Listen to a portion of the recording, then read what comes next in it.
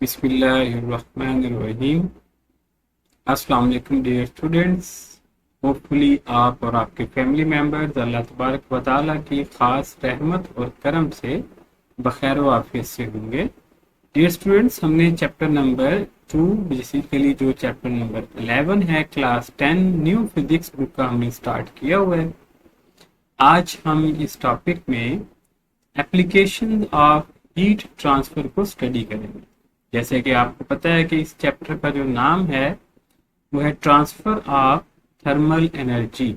यानी इस चैप्टर में हम ये जानने की कोशिश कर रहे हैं, बल्कि हमने काफ़ी हद तक ये जान लिया है कि अब जो हीट है यानी थर्मल एनर्जी जो है, जिसको हम सिंपल हीट भी कहते हैं, जो थर्मल एनर्जी जो हीट है ये ट्रांसफर होती है एक जगह से दूसरी जगह, एक बॉडी से दूसरी बॉडी में, और बॉडी के एक ही पोर्शन से उसी बॉडी के किसी दूसरे पोर्शन में जब हीट ट्रांसफर होती है वो 3 मेथड से होती है। ये हमने अभी इस टॉपिक से पहले स्टडी कर चुके हैं। जो पहला मेथड है वो कंडक्शन है, वो आमतौर पर सॉलिड में होता है, और दूसरा कन्वेक्शन है जो कि लिक्विड और गैसेस में होता है, और तीसरा जो है वो रेडिएशन है कि हीट जो है वो रेडिएशन फॉर्म पर एक जगह से दूसरी जगह ट्रांसफर होती है। जिसकी बेस्ट एग्जांपल हम लेते हैं, जो सन से हीट आती है वो रेडिएशन फॉर्म पर आती है, जो अर्थ तक आती है, हम तक, क्योंकि अर्थ और सन के दरमियान अल्लाह ने एक स्पेस रखी हुई है जिसको हम वैक्यूम कहते हैं, जिसको खला कहते हैं। उसके अंदर मैटर एग्जिस्ट नहीं करता, यानी मैटर नहीं है उसके अंदर, ना तो सॉलिड है, ना कोई लिक्विड है, ना गैस है। तो हीट जो है वो वहां से गुजर कर फिर अर्थ तक आती है। ये जो रेडिएशन होती है जिसको हम थर्ड नेम लेते हैं, ये थर्ड मेथड जो है जिससे एनर्जी या हीट ट्रांसफर होती है, ये इलेक्ट्रोमैग्नेटिक वेव फॉर्म पर आती है। यहाँ तक हम स्टडी कर चुके थे। लास्ट टॉपिक में हमने रेडिएशंस की कुछ जो है वो यूजेस और उसकी नेचर स्टडी की थी। आज जो हम हीट ट्रांसफर है उसको डेली लाइफ में हम कैसे यूज करते हैं, एप्लीकेशंस का मतलब होता है कि हम उसको कहाँ अप्लाई करते हैं। जो चीज हीट ट्रांसफर होती है तो कैसे होती है, इसका फायदा हम डेली लाइफ में कैसे लेते हैं। जैसे बड़ी सिंपल एग्जांपल है, आप देख सकते हैं, ये डायग्राम है 11.14। इस 11.14 में आप बड़ा सिंपल देख रहे हैं कि एक बर्नर है, और इस बर्नर के ऊपर जो है वो हमने एक पैन रखा हुआ है। इस पैन के अंदर जो है वो कोई लिक्विड है, ठीक है, जिसको हम बॉइलिंग पैन कह रहे हैं, कि इसके अंदर आपने किसी चीज को बॉयल करना है, और ये बर्नर है। अब बर्नर जो है, देखिए ये रेड यहाँ से पोर्शन नजर आ रहा है, इसका मतलब है बर्नर ऑन है, और ये ऑन होकर अपने स्प्रिंग की हेल्प से उसको हीटअप कर रहा है, और हीट जो है वो बेसिकली डायरेक्ट जो है वो पैन की बेस को मिल रही है, और बेस से फिर ऐसा ऐसा ये पूरे पैन में स्प्रेड हो जाएगी, और पैन के अंदर जो भी मटेरियल होगा उसको भी हीट, ठीक है, मिलेगी, और वो ऑटोमेटिकली उसके एटम या मॉलिक्यूल्स जो हैं वो हीट एब्जॉर्ब करना शुरू कर देंगे, और थोड़ी देर के बाद वो आहिस्ता आहिस्ता गर्म होना शुरू। तो ये हीट जो है वो बर्नर से पैन के अंदर गई, और पैन ने वो जो है वो हीट ट्रांसफर कर दी आगे, जो पैन के अंदर लिक्विड है या जो चीज भी उसके अंदर हमने पकने के लिए छोड़ी हुई है। तो यही चीज जो है वो यहाँ बताया गया है कि one on every day application of heat transfer is when we cook food using kitchen pan. यानी किचन पैन का मतलब है कि वो बर्तन जिसमें हम कुछ चीज पकाते हैं। ऑब्वियसली जब आप किचन में काम करते हैं तो हमें हीट चाहिए। When a pan is placed on a stove, heat from the flame और heating element transfer to the pan. तो हीट जो है वो फ्लेम से या फिर उसका कोई एलिमेंट होगा, जैसे कि यहाँ शो हो रहा है, तो वो पैन में एंटर हो जाएगी। लेकिन किस मेथड से होगी? Conduction method. नहीं, ये डायरेक्ट टच है, पैन जो है वो उसके ऊपर है, बर्नर के ऊपर, तो वो आपस में टच है, जिससे हीट डायरेक्ट जो है वो इंटरएक्शन ऑफ मॉलिक्यूल्स के जरिए जाती है, जिसको आप कंडक्शन कहते हैं। The metal of the pan being a good conductor quickly absorb heat and passes it through the surface. क्योंकि आमतौर पर ये जो किचन के पैन होते हैं या कुकिंग वाले बर्तन होते हैं, ये हीट के बड़े सेंसिटिव होते हैं, यानी इसके अंदर से हीट बड़ी इजीली पास हो जाती है। ये आमतौर पर सिल्वर के होते हैं या स्टेनलेस स्टील के होते हैं। ये गुड कंडक्टर होते हैं हीट के, यानी हीट को अपने अंदर से बड़ी इजीली और जल्दी पास होने देते हैं। इसलिए इसके अंदर जो भी चीज होती है वो चीज जल्दी कुक हो जाती है, यानी जल्दी बन जाती है। This causes the entire pan to become hot, allowing food placed inside to cook evenly। और ऐसा ऐसा वो बराबर तरीके से, यानी चारों तरफ से उसको हीट मिलती है, वो एक ही वक्त में सारी की सारी पक जाती है। तो ये एक एप्लीकेशन है हीट ट्रांसफर की जो हम अपनी डेली लाइफ में इस्तेमाल करते हैं। इसी तरह और बहुत सारी हैं। अब दूसरी की तरफ चलते हैं। दूसरी के जैसे आप स्क्रीन पर बेटा हेडिंग नजर आ रही है, हम इस हेडिंग को थोड़ा और क्लियर कर लेते हैं।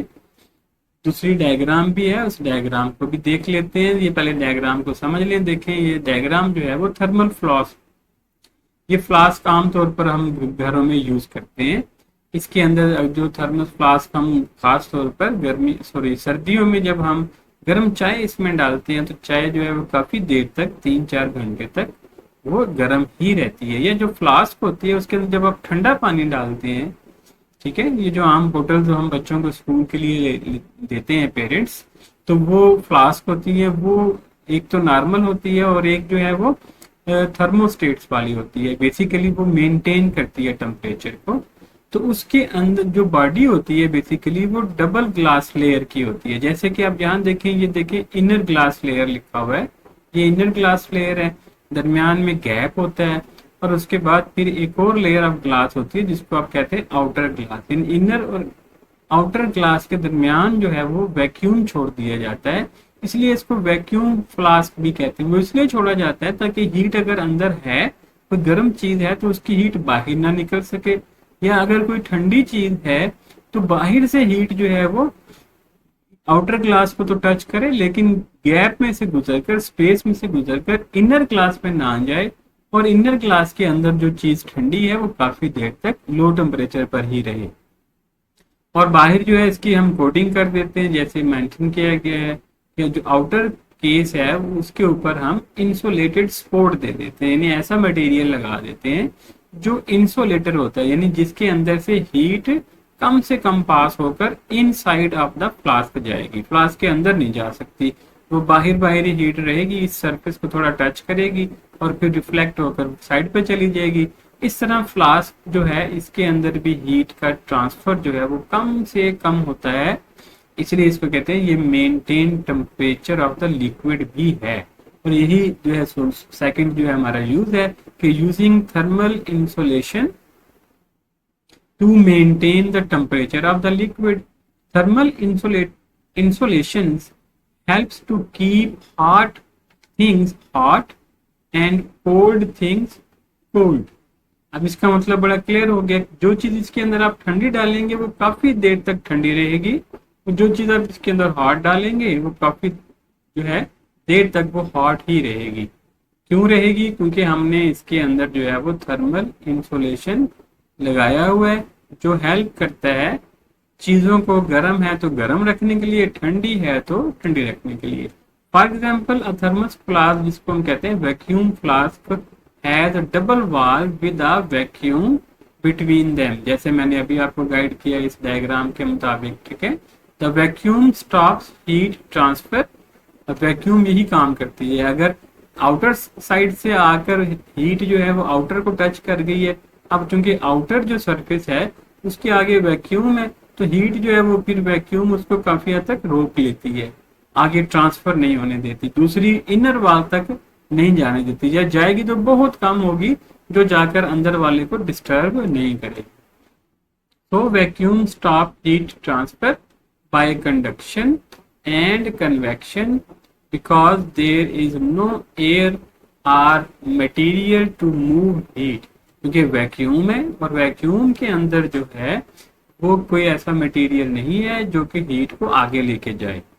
तो the inside wall of the flask are coated with a reflecting layer, इसको कहते हैं सिल्वर कोटिंग। अगर आप आमतौर पर देखें ना सर्वस, जो बेसिकली हमारे पास जो टी पॉट्स होते हैं, फ्लास्क होती है, इसके अंदर वाली सरफेस को देखें तो वो सिल्वर कलर आपको नजर आता है, वो सिल्वर कोटिंग की होती है अंदर वाली साइड पर। इसका मतलब ये होता है कि उस अंदर जब आप कोई चीज हॉट डालते हैं, गर्म चीज डालते हैं, तो उसकी जो हीट है वो उसकी वाल को टच करके तो वापस उसी लिक्विड के अंदर आ जाए। इन लिक्विड के अंदर जब वापस आएगी, यानी जो सरफेस इनर सरफेस होती है, अगर आप सपोज कर लें ये जो इनर सरफेस है, यहाँ पे लिक्विड है, लिक्विड की हीट इस बाल को टच करेगी, और जो सिल्वर सरफेस है उसका काम है कि हीट को वापस रिफ्लेक्ट कर देना।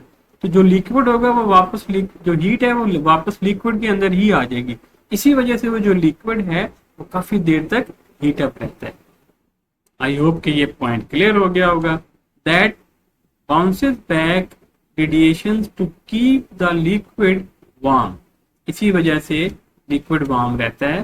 The outer casing and lid are made of insulating materials like plastic और स्टेनलेस स्टील। तो इसमें भी क्या होता है कि जो आउटर हमारे पास केसिंग होती है, यानी बाहर वाली, या इसका जो ढक्कन होता है ऊपर लिड वाला, ताकि यहाँ से हीट बाहर ना निकले और बाहर से हीट अंदर ना आए, ये भी इंसुलेटिंग मटेरियल का होता है। यानी जो हीट को कम से कम इंटर होने देता है या आउट होने देता है। अगर आउट होगी नहीं होगी हीट तो अंदर वाली टेम्परेचर मेंटेन रहेगा, और अगर बाहर से हीट नहीं आएगी तो अंदर टेम्परेचर फिर भी मेंटेन रहेगा। अगर ये कोल्ड वाटर है तो वो कोल्ड ही रहेगा, अगर हॉट है तो हॉट रहेगा। आई होप कि ये पॉइंट भी आपका क्लियर हो गया होगा। तो ये था सेकंड यूज जिसमें हम यूटिलाइज करते हैं कि बेसिकली जो हॉट बॉडी है वो काफी देर तक हॉट रहती है, और जो कोल्ड है वो काफी देर तक कोल्ड रहती है। तो इसमें हमने इसकी वजह कहा था कि जो steel to prevent heat loss, ठीक है, स्टेनलेस स्टील जो होता है ये इसका लिड होता है। This smart design helps liquid like tea, coffee or soup to stay at the right temperature for many hours. काफी घंटों तक ये टेम्परेचर अपने टेम्परेचर को उसी टेम्परेचर पर मेंटेन करता है इनसाइड द फ्लास्क, और ये फ्लास्क जो है वो हीट के ट्रांसफर को रोकता है। तो हीट ट्रांसफर क्यों होती है ये हमें पता चल गया, तो हमने उसको रोकना कैसे है अब हमें ये भी पता चल गया। तो इसीलिए जो है वो हम यूटिलाइज करते हैं। यही चीज हम बिल्डिंग्स में यूज करते हैं। रेड्यूसिंग थर्मल एनर्जी, यानी थर्मल एनर्जी का कम से कम जो है वो फ्लो हो, ट्रांसफर हो इन बिल्डिंग। जैसे ये बिल्डिंग की एक बड़ी सिंपल सी हम आमतौर पर करते हैं फॉल, ठीक है, सीलिंग्स होती हैं, ठीक है, हम सीलिंग्स करते हैं जिसको हम कहते हैं। और ये एक चीज जो है ये यूज की जाती है, इसको हम सिंपल कहते हैं कि ये डबल, ठीक है, ग्लास विंडो होती है। अब जैसे हमने उसमें फ्लास्क में पढ़ा था कि जो ग्लास है इसकी डबल लेयर बना दी जाती है। जैसे देखिए एक साइड ये है, ये आप समझ लें कि आउटर है और ये वाली इनर है। तो आउटर और इनर ग्लास के दरमियान में एयर स्पेस होती है, ठीक है।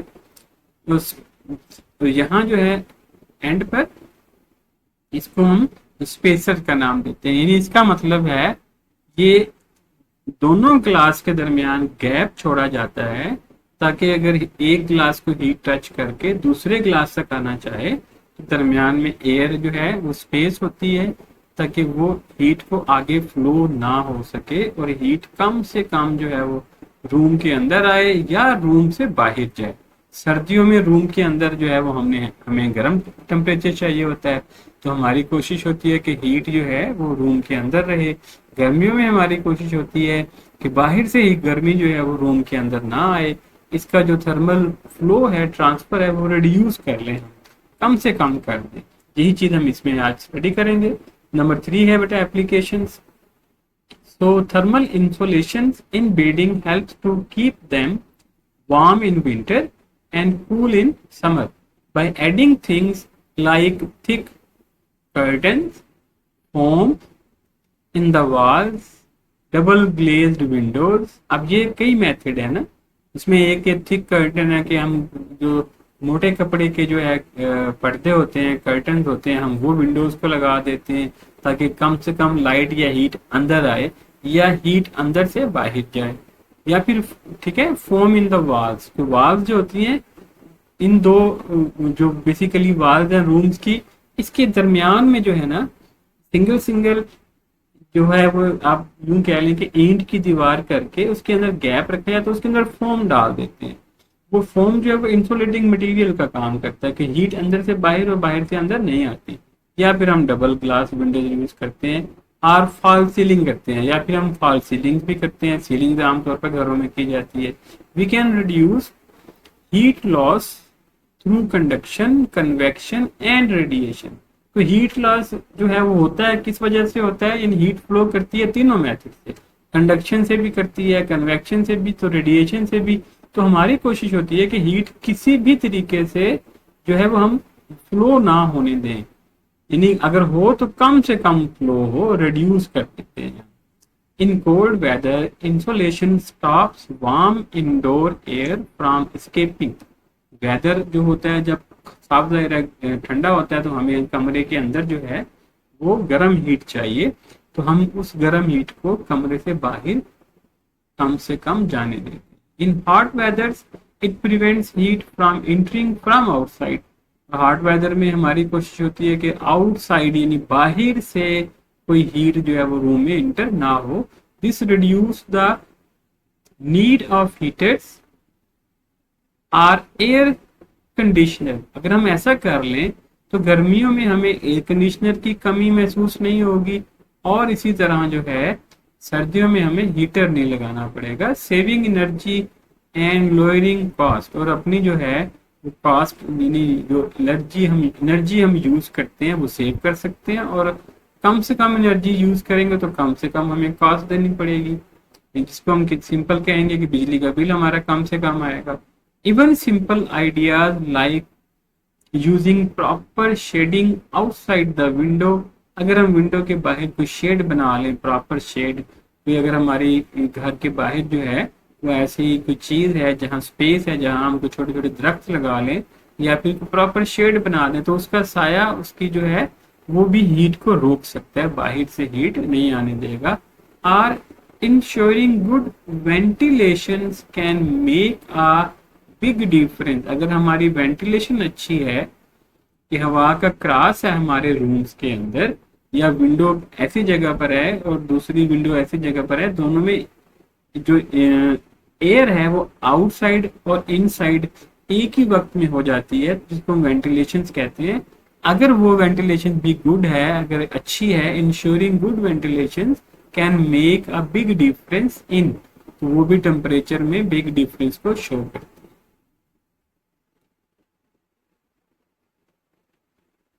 ओके, आई थिंक बेटा ये जो है हमारा जो है वो आज का टॉपिक जो है वो क्लियर हो गया है। नेक्स्ट टॉपिक हमारा ग्रीन हाउस इफेक्ट है, वो इंशाल्लाह हम नेक्स्ट लेक्चर में स्टडी करेंगे। आपसे रिक्वेस्ट है बेटा जो अभी न्यू कमर्स हैं उन स्टूडेंट से कि चैनल को लाइक और सब्सक्राइब कर लें ताकि नए आने वाले लेक्चर आपको टाइम पर मिल सकें। दुआओं में याद रखिएगा। फी अमानिल्लाह, अल्लाह हाफिज़।